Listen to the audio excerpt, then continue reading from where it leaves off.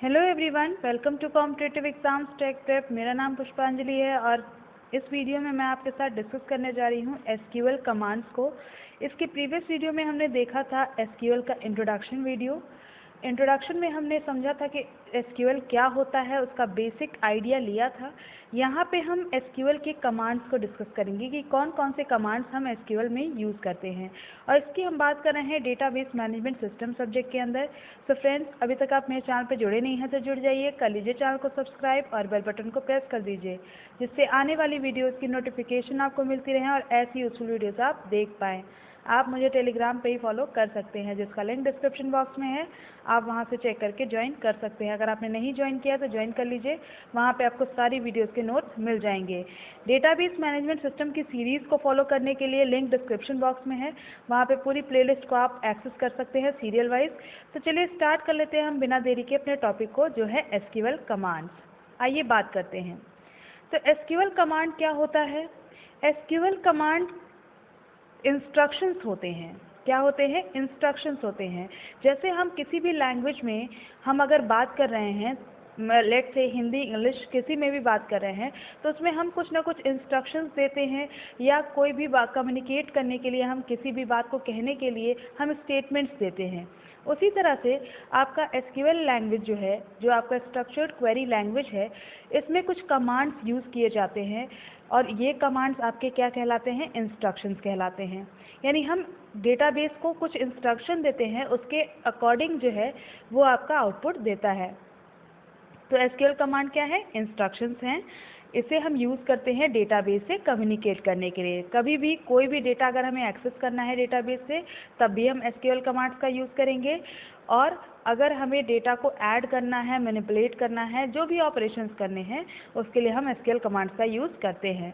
ये हम यूज़ करते हैं किसी भी स्पेसिफिक टास्क को या स्पेसिफिक फंक्शन को परफॉर्म करने के लिए, या अगर हमें डेटा की क्वेरी करनी है डेटाबेस से, तब भी हम एसक्यूएल कमांड्स का यूज़ कर सकते हैं।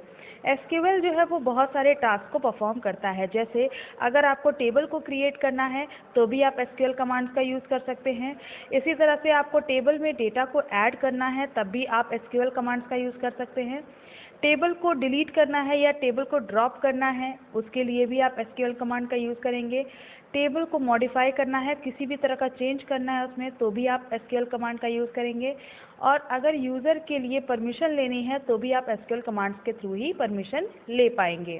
ठीक है, तो यहाँ पे अब हम बात कर लेते हैं कि कौन कौन से आपके एसक्यूएल कमांड्स हम यूज़ करते हैं डेटाबेस से कम्युनिकेट करने के लिए।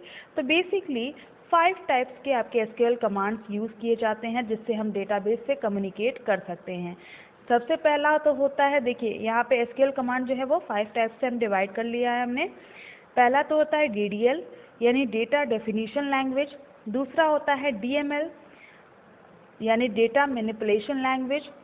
तीसरा होता है डीसीएल, यानी data control language. And fourth होता है टीसीएल, यानी ट्रांजैक्शन कंट्रोल लैंग्वेज।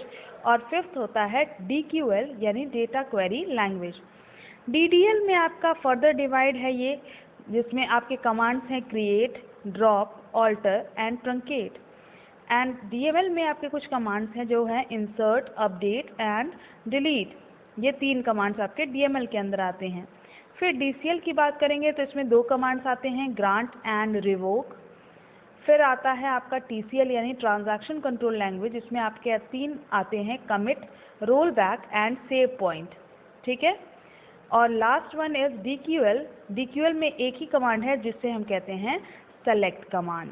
ओके, अब हम एक एक करके सारे को डिटेल में देखेंगे, तो पूरी वीडियो को आप एंड तक देखिएगा। बहुत ही यूजफुल वीडियो है आपके एग्जाम पॉइंट ऑफ व्यू से, बिल्कुल स्किप मत करिएगा। चलिए आगे बढ़ते हैं, बात करेंगे सबसे पहले डीडीएल की। तो डीडीएल, जैसा कि मैंने आपको बताया, फुल फॉर्म क्या है? Data definition language. Data definition language जो है वो आपका क्यों यूज़ किया जाता है? ये जो आपके बेसिकली इसमें जो कमांड्स होते हैं, उसके थ्रू आप टेबल के स्ट्रक्चर में चेंज करते हैं। तो यानी जो डीडीएल कमांड्स हैं वो टेबल के स्ट्रक्चर को चेंज करने के लिए यूज़ किए जाते हैं। जैसे अगर टेबल को क्रिएट करना है तो आप डीडीएल कमांड्स का यूज़ करेंगे। टेबल को डिलीट करना है तो भी आप डीडीएल कमांड का यूज़ करेंगे। या टेबल में किसी तरह का चेंज करना है तो भी आप डीडीएल कमांड का यूज़ करेंगे। ठीक है, ध्यान रखिएगा, टेबल में हम चेंज कर सकते हैं इसके थ्रू, डेटा में नहीं चेंज करेंगे। ठीक है, यहाँ पे जितने भी कमांड्स DDL के अंदर होते हैं वो ऑटो कमिटेड होते हैं। इसका मतलब है कि ये आपका, अगर आपने डेटाबेस में कुछ चेंज किया तो वो परमानेंटली सेव हो जाता है। ठीक है, ऑटोमेटिकली परमानेंटली वो सेव हो जाएगा। अब हम बात करते हैं इसमें कौन कौन से कमांड्स यूज़ किए जाते हैं। तो DDL में जो आपके टेबल के स्ट्रक्चर को चेंज कर सकता है वो कौन कौन से कमांड हैं। सबसे पहला कमांड है क्रिएट, दूसरा है ऑल्टर, तीसरा है ड्रॉप एंड चौथा है ट्रंकेट। ठीक है, तो 4 कमांड्स बेसिकली हम DDL यानी डेटा डेफिनेशन लैंग्वेज के अंदर यूज़ करते हैं, create, alter, drop and truncate. ठीक है, अब एक एक करके देखते हैं हम। सबसे पहले क्रिएट कमांड को देखेंगे। क्रिएट कमांड जो है वो हम यूज़ करते हैं कभी भी जब हमें डेटाबेस के अंदर नए टेबल बनाना है, न्यू टेबल बनाना है, तो हम न्यू टेबल को क्रिएट करने के लिए क्रिएट कमांड का यूज़ करते हैं। इसका सिंटैक्स कैसे लिखते हैं, क्रिएट टेबल, देन आप लिखेंगे टेबल नेम, यानी जो भी आप टेबल का आपका नाम है वो टेबल नेम लिखेंगे। देन आपको जो भी कॉलम लिखना है, जो जो कॉलम्स आपको चाहिए उसमें वो कॉलम नेम एंड उसका डेटा टाइप, किस टाइप का डेटा आप उसमें रखेंगे एंड उसकी साइज़ को डिफाइन कर देंगे। तो इस तरह से आप सिंटैक्स लिखेंगे, बिल्कुल इस तरह से। आप चाहें तो आप अपने डेटाबेस वाले सॉफ्टवेयर में आप इस तरह से आप लिख के देख सकते हैं, वहाँ पे आपकी टेबल क्रिएट हो जाएगी। ठीक है, नेक्स्ट बात करते हैं सेकेंड कमांड की, जो है ड्रॉप। ड्रॉप कमांड जो है वो आप टेबल के स्ट्रक्चर को डिलीट करने के लिए यूज़ करते हैं। ठीक है, टेबल के स्ट्रक्चर को भी आप डिलीट कर सकते हैं या रिकॉर्ड को भी, जो आपके टेबल के अंदर रिकॉर्ड स्टोर है उसको भी डिलीट करने के लिए आप ड्रॉप कमांड का यूज़ कर सकते हैं। इसका सिंटैक्स क्या है, drop table and table name. आप लिखेंगे ड्रॉप टेबल, देन आपका जो टेबल का नाम है जिसको आप डिलीट करना चाहते हैं उसको आप यहाँ पे लिख देंगे। ठीक है, नेक्स्ट है ऑल्टर। ऑल्टर कमांड क्या होता है, ये आपका जब भी आप डेटाबेस के अंदर स्ट्रक्चर को आप ऑल्टर करना चाहते हैं, स्ट्रक्चर में चेंज करने चाहते हैं, तो उसके लिए हम ऑल्टर कमांड का यूज़ करते हैं। ठीक है, ये क्या करेगा, ये चेंज करेगा जो आपके जितने एट्रीब्यूट्स हैं, यानी जितने कॉलम्स आपके टेबल के अंदर हैं उसमें कोई चेंज कर सकता है, या फिर कोई भी न्यू कॉलम या न्यू एट्रीब्यूट जो है वो ऐड करना चाहते हैं तो भी आप ऑल्टर कमांड का यूज़ करके ऐड कर सकते हैं कॉलम को टेबल के अंदर। ठीक है, जैसे इसका सिंटैक्स है, अगर मान लीजिए कोई न्यू कॉलम आपको ऐड करना है तो आप लिखेंगे ऑल्टर टेबल, देन टेबल का नाम जो आपके टेबल का नाम है, और उसमें आपको आप फिर लिखेंगे ऐड, देन आपको जो कॉलम ऐड करना है उसका नाम लिखेंगे column name and column definition. ठीक है, इस तरह से आप किसी भी कॉलम को ऐड कर सकते हैं ऑल्टर टेबल, ऑल्टर कमांड के थ्रू। ठीक है, नेक्स्ट बात करेंगे ट्रंकेट। सो नेक्स्ट कमांड है हमारा ट्रंकेट। ट्रंकेट यूज़ किया जाता है जब हम टेबल के सारे रो को डिलीट करना चाहते हैं। ठीक है, टेबल के सारे रो को डिलीट करना चाहते हैं तो हम ट्रंकेट कमांड का यूज़ करेंगे, यानी अगर आप चाहते हैं टेबल में सारा स्पेस जो है वो फ्री हो जाए तो आप ट्रंकेट कमांड का यूज़ करके ऐसा कर सकते हैं, यानी टेबल आपका रहेगा, सिर्फ उसमें का जितना डेटा है वो डिलीट हो जाएगा। तो इसका सिंटैक्स ऐसे लिखते हैं हम, ट्रंकेट टेबल, देन आपका जो टेबल है जिसमें से आप सारे डेटा को डिलीट करना चाहते हैं उसका नाम यहाँ पे लिख के सेमीकोलन लगा देंगे। हर कमांड में, हर एसक्यूएल कमांड में आप सेमीकोलन का यूज़ ज़रूर करेंगे। ठीक है, नेक्स्ट बात करते हैं डेटा मैनिपुलेशन लैंग्वेज की। डेटा मैनिपुलेशन लैंग्वेज जो ये होते हैं ये DML कमांड्स का यूज़ करते हैं हम डेटाबेस में मॉडिफिकेशन करने के लिए। ठीक है, ये आपके जितने भी डेटाबेस में जितना चेंज होता है डेटा के अंदर उसके लिए हम DML कमांड्स का यूज़ करते हैं। तो जो आपके DML के कमांड्स होते हैं ये ऑटो कमिटेड नहीं होते हैं, यानी अगर आपने डेटाबेस में कोई चेंज किया तो ये परमानेंटली सेव नहीं होता है, यानी आप इसमें रोल बैक भी कर सकते हैं। ठीक है, अगर आप चाहते हैं कोई डेटा आपने इंसर्ट किया, अगर आप चाहते हैं कि उसे डिलीट करना चाहते हैं तो आप इजीली डिलीट कर सकते हैं, वो परमानेंटली सेव नहीं होगा। ठीक है, इसमें 3 कमांड्स आते हैं, insert, update and delete. 3 commands आप इसमें यूज़ करते हैं। ठीक है, तो सबसे पहले बात करते हैं इंसर्ट। ये DML के अंदर आएगा, यानी डेटा मैनिपुलेशन लैंग्वेज कमांड के अंदर।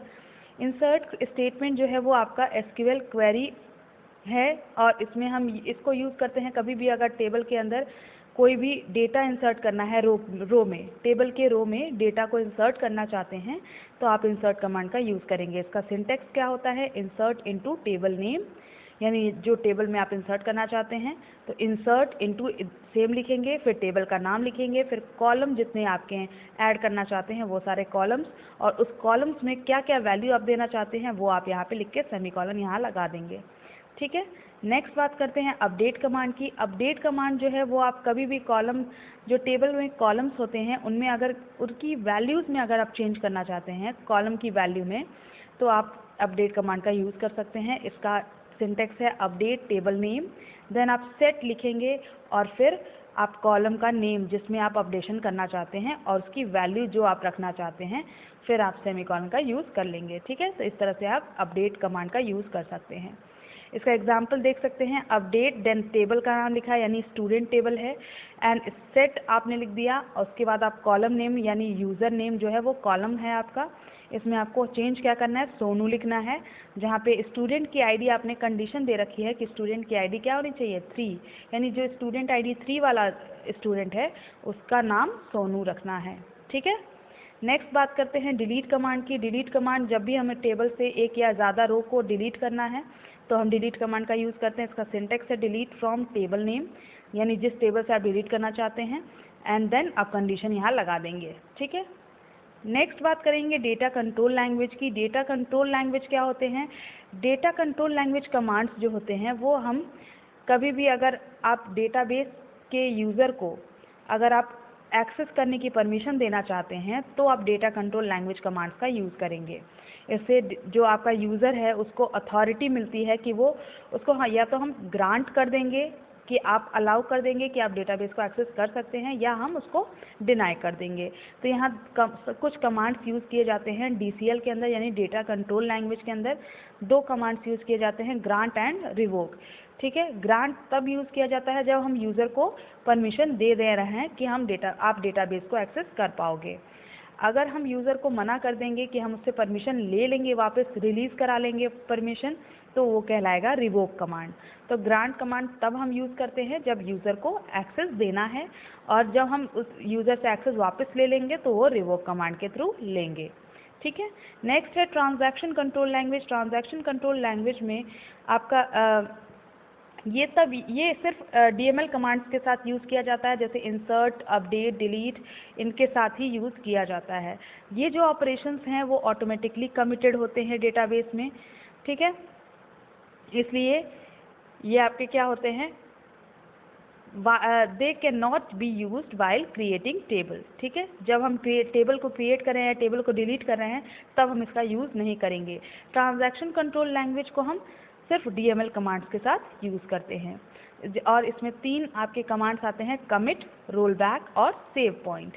ठीक है, ट्रांजैक्शन कंट्रोल लैंग्वेज है तो ट्रांजैक्शन में यूज़ किया जाएगा ये commands, commit, roll back and save point.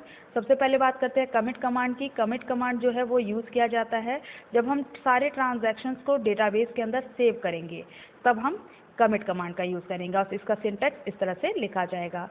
Then हम बात करेंगे, इसमें एग्जांपल देख लेते हैं। जैसे हमने कहा कि हम DML कमांड्स के साथ यूज़ करते हैं, तो डिलीट फ्रॉम कस्टमर, अगर कस्टमर टेबल है तो कस्टमर से अगर आप डिलीट करना चाहते हैं जहाँ पे एज जो है वो 25, यानी जो 25 एज वाले हैं उन कस्टमर्स को हम डिलीट करना चाहते हैं, और इसको कमिट कर देंगे, यानी ये जो है परमानेंटली सेव हो गया। ठीक है, तो ट्रांजैक्शन को कंप्लीट करने के लिए हम कमिट का यूज़ करते हैं। देन हम बात करते हैं रोल बैक कमांड की। रोल बैक कमांड जो है वो हम कभी भी ट्रांजैक्शन जो हमने किया है उसको अंडू करने के लिए, यानी वापस से उसको बैक करने के लिए हम यूज़ करते हैं रोल बैक का। ठीक है, ये आपका जो आपके डेटाबेस के अंदर परमानेंटली सेव नहीं हुआ है वो हम रोल बैक कर सकते हैं, और इसका सिंटैक्स इस तरह से हम लिखते हैं। ठीक है, इसको भी हम DML कमांड्स के साथ यूज़ करेंगे, तो डिलीट फ्रॉम कस्टमर जब हम डिलीट कर रहे हैं, और जहाँ एज 25 है अगर हम हमने कर दिया, फिर वापस रोल बैक हम इसमें कर सकते हैं अगर रोल बैक हमने कमांड यूज़ कर लिया तो।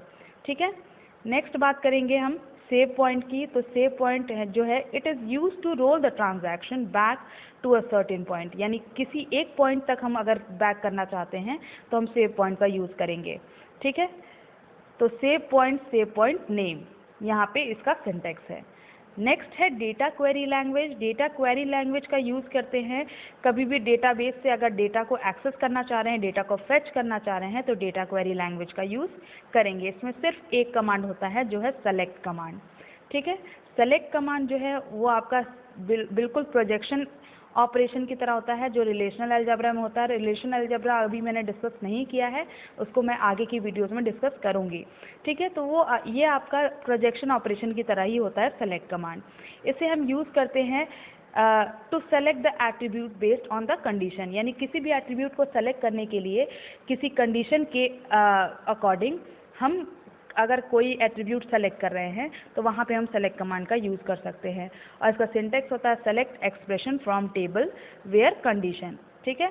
तो यहाँ पे एग्जांपल में हम देख लेते हैं, जैसे सेलेक्ट फर्स्ट नेम, यहाँ पे हमने कॉलम चूज़ किया फर्स्ट नेम, ठीक है, फ्रॉम टेबल नेम, यानी स्टूडेंट टेबल है उसमें से हमने फर्स्ट नेम को सेलेक्ट कर लिया है और इसमें कंडीशन दी है कि रोल नंबर 15 का ही हमें फर्स्ट नेम चाहिए, ठीक है।